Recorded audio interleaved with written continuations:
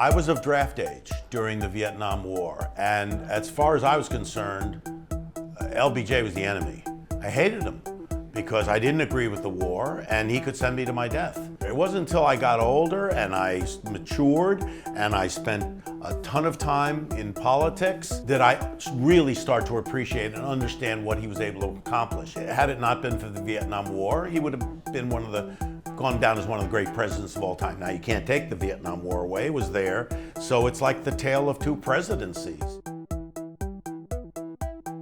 I don't think he can learn anything because he doesn't seem to want to learn. To have the House and the Senate and the courts and the presidency and not be able to move your agenda forward it's like criminal. Lyndon Johnson had to buck his own party to get the Civil Rights Bill moved into law. He did it. He did what he needed to do to get things done because more important than his presidency, more important than his party was the country and doing something for the country.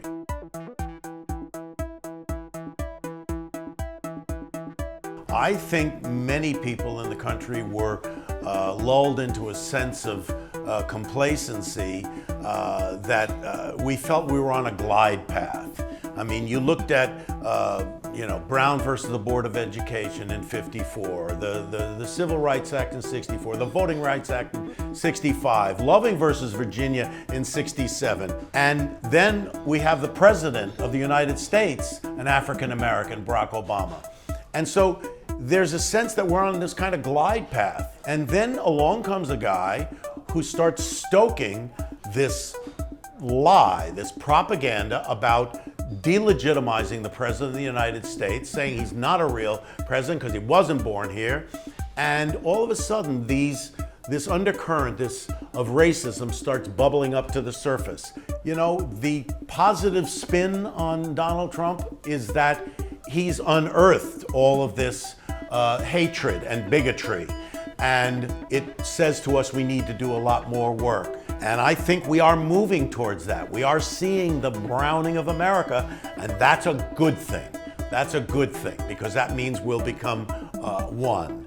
But a lot of people are frightened of that, and they don't like that. And that's one of the ways you can move an electorate. You make them fearful of the other, and you exploit it. And that's what happened in this last election.